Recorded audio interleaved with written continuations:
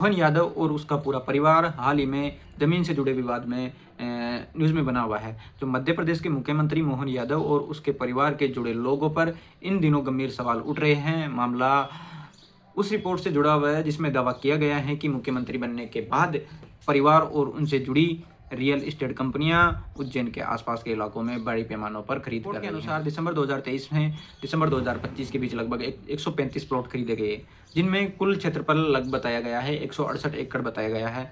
दावा है कि इसमें करीब लगभग 111 एकड़ जमीन उन इलाकों में है जहां पर सड़क, हाईवे और अन्य विकास परियोजनाएं चल रही हैं या फिर आने वाली हैं। यहीं से विवाद की शुरुआत होती है। किसी भी ज़मीन की कीमत और उसकी लोकेशन पर तय करती है, उसके कनेक्टिविटी पर निर्भर करती है। सड़क और हाईवे बनने से ज़मीन की कीमतें कई गुना बढ़ जाती हैं। इसीलिए सवाल उठ रहा है, क्या विकास परियोजनाओं की जानकारी सरकार में बैठे लोगों को पहले से होती है? रिपोर्ट में उज्जैन का मास्टर प्लान 2035 का भी जिक्र किया गया है। विपक्ष का आरोप है कि जिन इलाकों में जमीन का उपयोग बदला गया है वह परिवार की जमीनें पहले से मौजूद थी, हालांकि बाद में कुछ बदलाव वापस भी लिए गए हैं। रिपोर्ट में मुख्यमंत्री के परिवार में सीमा यादव, पुत्र वैभव और पुत्र वधू शालिनी यादव, भाई बहन, भतीजे, चचेरे भाई आदि सभी के नाम शामिल हैं। दावा किया गया है कि परिवार में रिश्तेदार के पास कुल 245 प्लॉट और लगभग 335 एकड़ जमीनें हैं। रिपोर्ट में शिवानी, अन्नपूर्णा और सत्यम डेवलपर्स जैसी कई कंपनियों का जिक्र भी किया गया है। सबसे बड़ा सवाल और हाईवे परियोजनाओं को लेकर है।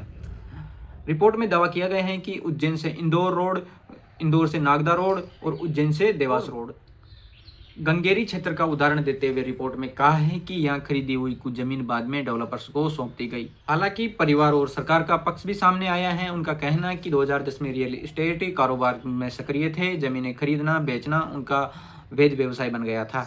उनका यह भी दावा है कि मुख्यमंत्री बनने से पहले उनके पास बड़ी मात्रा में जमीन थी। कुछ अधिकारियों का कहना है कि मुख्यमंत्री की संपत्ति और विरासत परिवार की संपत्ति को एक साथ जोड़कर नहीं देखा जाना चाहिए, क्योंकि रिश्तेदार स्वतंत्र नागरिक हैं। लेकिन सवाल ये भी बने हुए हैं, सत्ता और निजी कारोबार के बीच हितों का टकराव हुआ है? क्या विकास की परियोजनाओं की जानकारी किसी को फायदा मिलता है? क्या विकास की परियोजनाओं की जानकारी से किसी को फायदा मिला? क्या मुख्यमंत्री को इन आरोपों पर विस्तार से जवाब देना चाहिए? फिलहाल ये आरोप और दावे हैं। अंतिम निष्कर्ष किसी अधिकारी जांच या कानून प्रक्रिया के बाद सामने आएगा। लेकिन लोकतंत्र में सवाल पूछना जरूरी है, क्योंकि जवाबदेही से ही जनता का भरोसा मजबूत होता है। आपके जो भी सवाल है आप कमेंट में मेंशन कर सकते हैं।